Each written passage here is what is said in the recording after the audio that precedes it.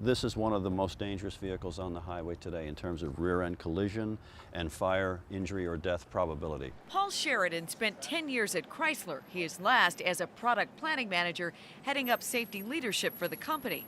Chrysler fired, then sued Sheridan, alleging he gave away confidential company information. Sheridan countered with a whistleblower lawsuit that claimed he was demoted and then fired for speaking out about safety issues.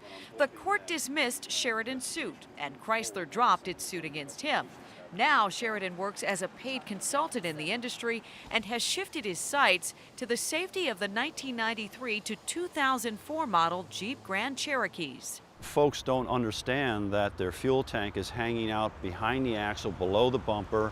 They don't know that they're at risk when they drive down the road with their family members in this vehicle. A risk, safety advocates say, occurs more often in the Grand Cherokee because of where the gas tank is positioned, behind the rear axle. The nonprofit Center for Auto Safety first brought the issue to the National Highway Traffic Safety Administration, or NHTSA, back in 2009. The center used the government's database to track fatal fire crashes linked to the 1993 to 2004 Jeep Grand Cherokees.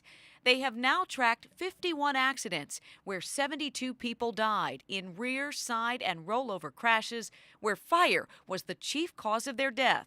Back in 2009, the Center for Auto Safety asked NHTSA to investigate the problem. NHTSA did, and last week they expanded their probe. And in this NHTSA document, the safety agency says that rear impact-related tank failures and vehicle fires are more prevalent in the Jeep Grand Cherokees than in non-Jeep peer vehicles. I'd like NHTSA to conduct their own crash tests. Sheridan observed the crash tests you see here.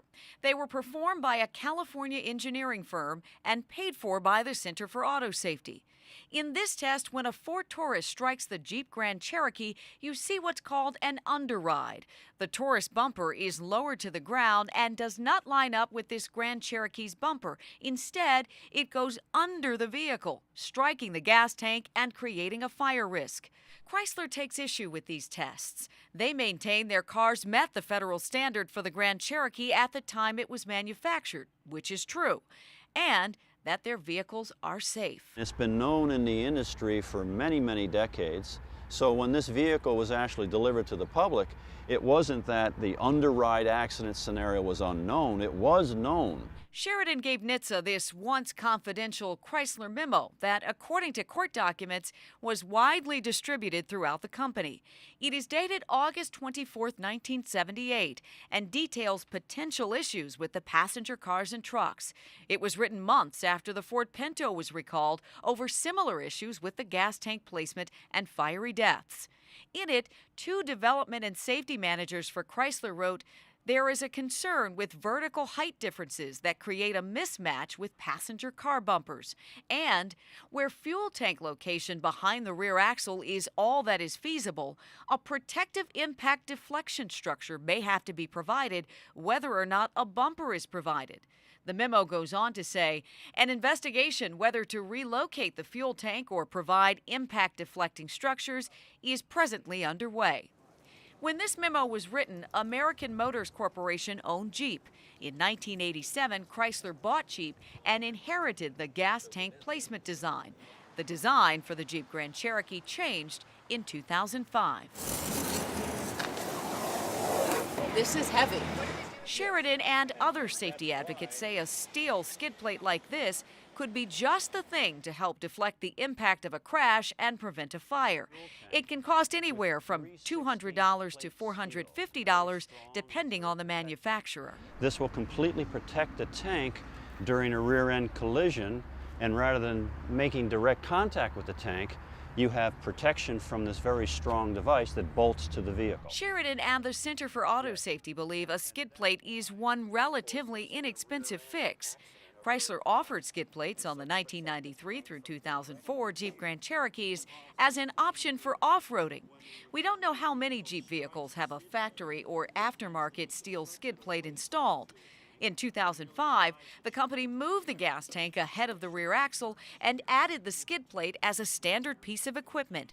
Chrysler says it conducted rear impact testing without skid plates, and the 93 to 2004 Jeep Grand Cherokee exceeded the rigorous federal rear impact test requirements and performance, and that the overwhelming majority of rear impact fires over the life of the 93 to 2004 Jeep Grand Cherokee were the result of high-speed, high-energy crashes in which a skid plate would have made no difference in the outcome of these tragic events.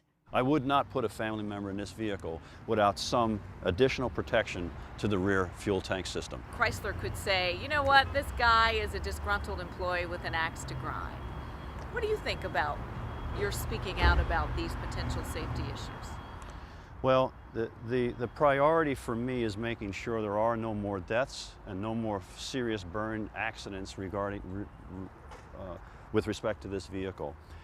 It was once said that someone's disgruntled ex-employee is the next person's expert. So I share my expertise in the area of automotive safety, and that's my primary purpose.